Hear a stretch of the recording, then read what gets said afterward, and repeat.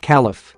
For most, it's a question that defies reason. Why does someone like the suspect in Tuesday's Rancho Tehama rampage try to kill everyone in sight, even strangers and children?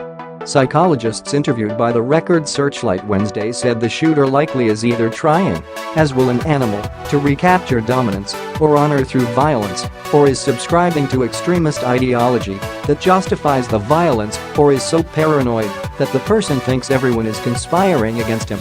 "You are becoming life or death," said Arai Kruglansky, distinguished psychology professor at the University of Maryland, College Park.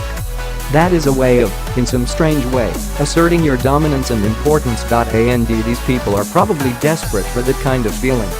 More, California shooter built his own illegal guns, officials say. More, California mass shooting suspect killed wife, hid body day before rampage, officials say. Investigators haven't figured out whether that's what motivated the Rancho Tehama shooter, identified by police as 44-year-old Kevin Jansen Neal. They say Neal shot his wife Monday, then targeted people at random throughout the tiny community southwest of Red Bluff on Tuesday, killing 4 more of them and injuring 10, including children. Most shooters don't have a history of serious mental illness and, as in Neal's case, studies have found more than half of their rampages start with a domestic incident, said J.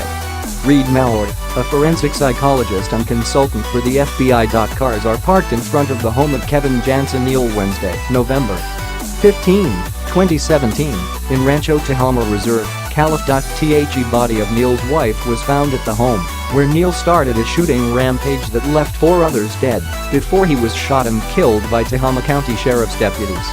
Photo, Rich Pedroncelli. AP photo, "Their actual lives are swimming in misery," he said. "This is a final statement. For some mass killers, feelings of injustice from those personal or workplace facts are so severe that it warps their sense of rational thought. That means seemingly random victims may actually be part of a paranoid pseudo-community, a group that can include strangers and even children, because the suspect sees conspiracy everywhere," Malloy said. "There's an active belief that there are other people conspiring against them, and that tends to feed the anger and feed the suspicions and hypervigilance," he said. "From the outside, it looks like these strangers are randomly selected. But from inside the paranoid perspective, they are a part of this community of conspirators. That could involve just opportunistic victims that are out on the street. More, guns don't kill people.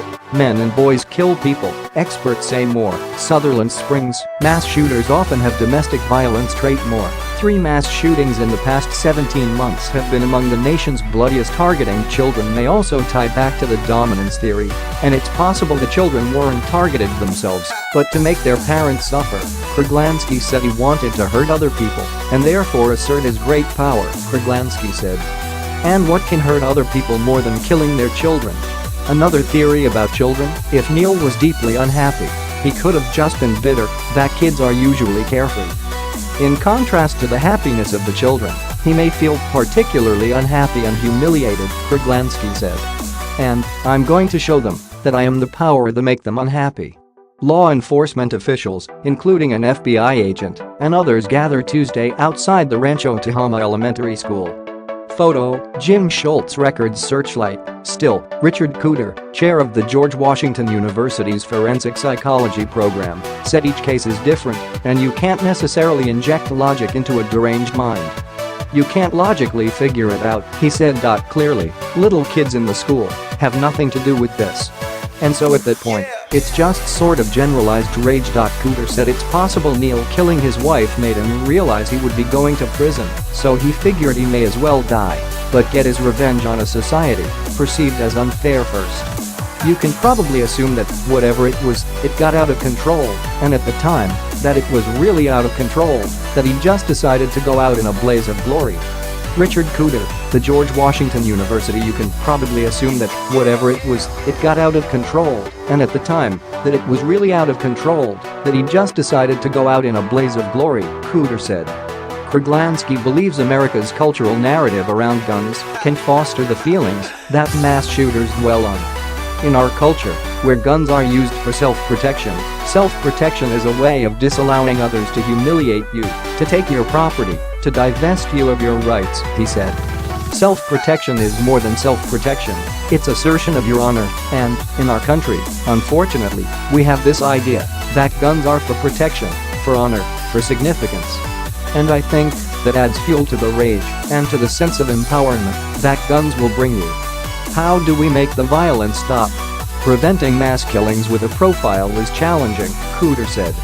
There are a lot of people who have grievances, who are loners, who will never hurt anybody. And so if you said, there's your profile, you'd end up identifying all sorts of people who will never be dangerous to anybody, he said. Another problem, Meloy said, people with mental illnesses that cause paranoia can be treated with medications, but there's no such remedy for someone whose ingrained worldview is behind it, like in those with paranoid personality disorder.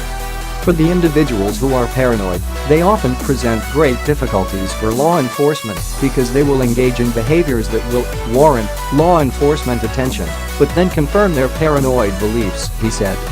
They're very difficult cases for law enforcement to manage. Tehama County authorities have already said as much about Neil, whom they had on their radar as not law enforcement friendly. It appears that there were a lot of warning behaviors in this particular case, Meloy said.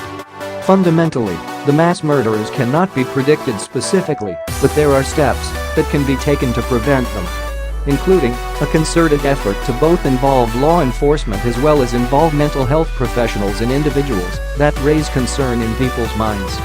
Follow Elena Shulman on Twitter @ShulmanRSRead or share this story https://use it.